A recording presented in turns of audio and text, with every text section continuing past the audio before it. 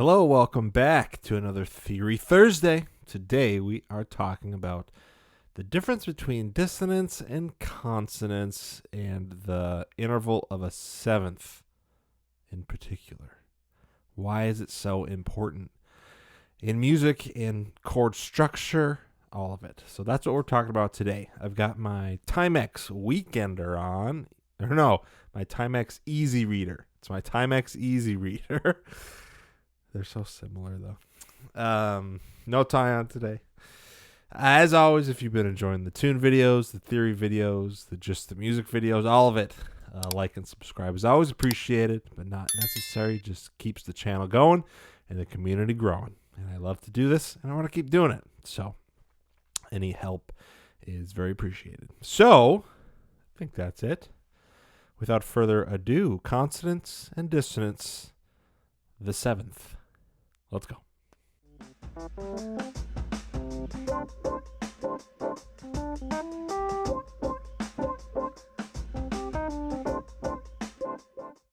So I wanted to talk about this today because I was noodling around and it was just an idea that popped into my head about the seventh, the interval of a seventh, and why it is so important in chord structure and therefore in music in general, because it's used so often, especially in jazz.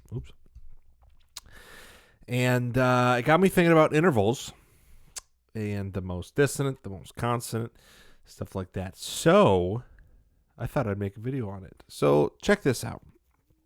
And I'll play all of these so we can hear all of them, but I just want to explain my thinking quick.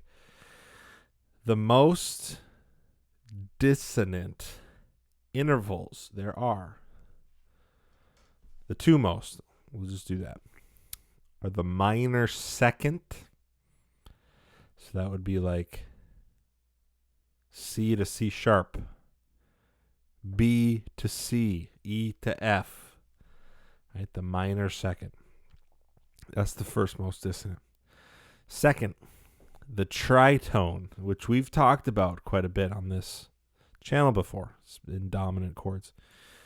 The tritone, which would be like C to F sharp, right? B to F. So those are tritones, very crunchy, and those have a fantastic history behind them. It's kind of funny. Intervals in general do with the roots of music and what intervals were allowed to be sung, and when polyphony was allowed, and it wasn't just singers singing the same line. People started to harmonize, and that was a huge thing, and people weren't allowed to hit the tritone. That was the devil's interval, and there's a great history on it. If you go research, maybe we'll do a video on it one day, but today we're talking about consonance and dissonance. So those are the two we're going to talk about, the minor second and the tritone. So you say, John, how does this relate to seventh chords, like dominant seven and major seven? Well, let's play them. Let me grab my guitar.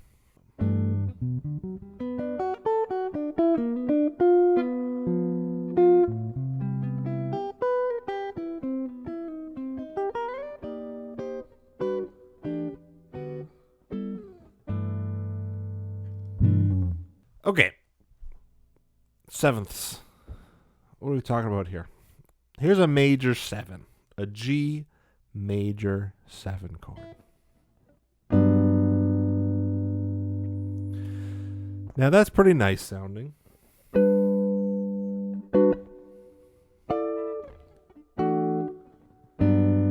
Okay, all of those have that major seven interval. So that would be the G to the F sharp. Okay. Now let's play a dominant seven. Here's what that would sound like.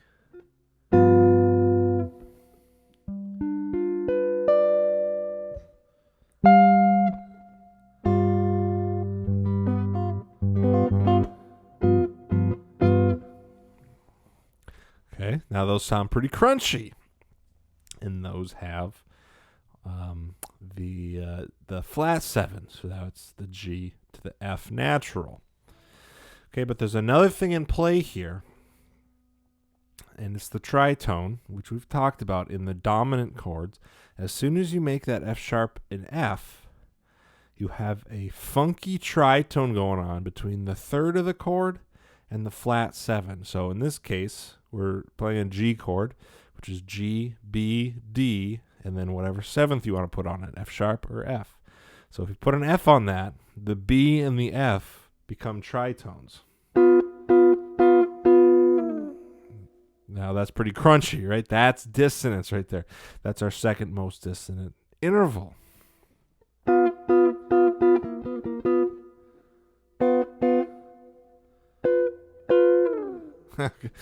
So that's kind of cool. And we bump the 7th up to a major 7, right, which fits the key in F sharp.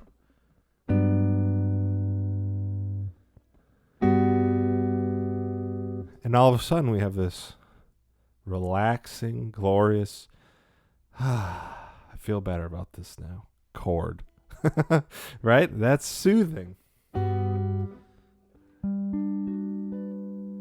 Right? That's sunshine coming through on a rainy day. It's just easy going. And we're just changing one note by one half step. So what's the deal?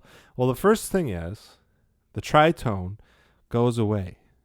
That B to F is no longer there. Now it's a B to F sharp,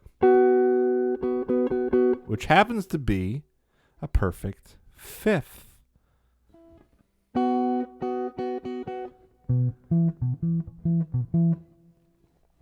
Okay, that is one of the most consonant intervals there are. It's the perfect 5th. Okay, now, before we started all this, I said the minor second is the most dissonant interval there is.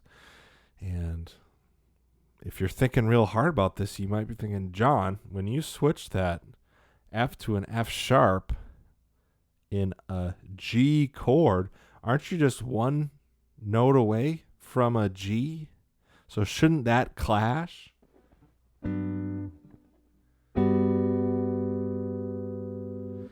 Now you're thinking right.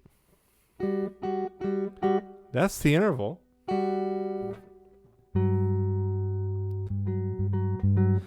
But the difference here is the name of the interval. The name of the interval. The minor second is the most dissonant. The major 7th, very similar but not the same, is not as dissonant. Okay, so check this out. Here's the major 7th, G to F sharp.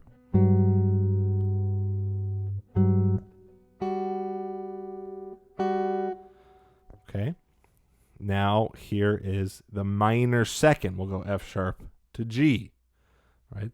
That minor second's the one half step. Let's see, where should I play this? I don't know if I can.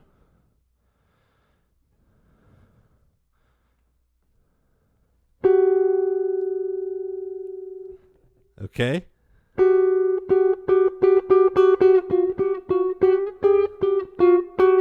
That's a minor second.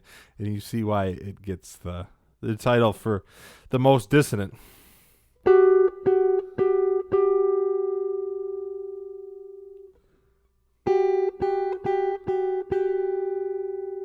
Okay. So that's the difference, is you're putting a lot of space in between these crunchy notes when you're dealing with a 7th, G to F sharp. Right? That's a lot of half steps. Whereas if you are playing a minor second, there's no space at all. I mean, they're butted up right next to each other. Now, it's something like this could happen if you were to play a G major 7 and somehow put put a G on top and an F sharp right below it. So I could go.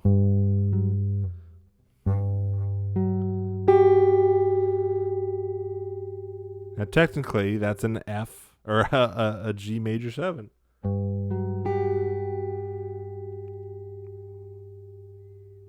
But I have a G on top instead of the major 7. So that's the difference. That's consonance and dissonance right there. That's why it matters what 7th you're playing. I remember this specifically when I was in high school jazz band, and I was, still learning a lot about theory, and I could play some chords on guitar, and I got into the jazz band in high school. And I was playing chords along with the charts there, and I knew dominant 7 chords. Now, I just knew them as 7 chords. So whenever a G7 came along, I would play G7, that big honking bar chord. But as soon as a G major 7 came along, I played a G7. Because I didn't know the difference. I didn't know there was a difference. I thought it was just a different way to write the same thing. So this is me saying there is a difference, and it's an important one. One has a lot of dissonance because of the flat 7, we're putting in a tritone into the middle of the chord between the B and the F sharp, or the F, B and the F natural.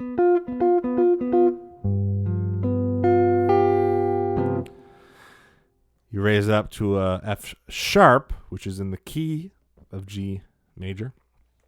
And all of a sudden, you have a perfect 5th between a B, the 3rd, and the 7th. And you have a major 7th, which, as we learned, is a lot more consonant than the reverse, right? The minor 2nd. So let's hear that one more time. Major 7. It's still not the most consonant thing in the world. I think an octave is the most consonant. Right? There's no difference. There's no clash or anything.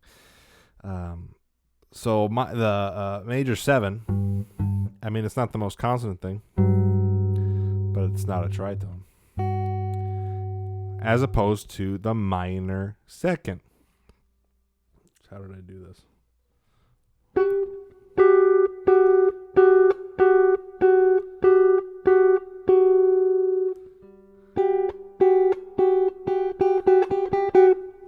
Not very nice to hear at all. So that's just a quick lesson on consonance and dissonance and why it matters what 7 you're putting in a chord. There's a difference between a dominant 7 and a major 7, and as you hear, it makes a world of difference. Which one's what? Even arpeggios. Like you can hear, here's a major 7 arpeggio.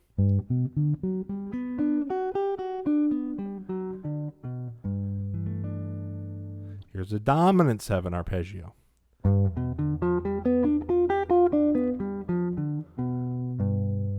Now that makes my ear want to keep going.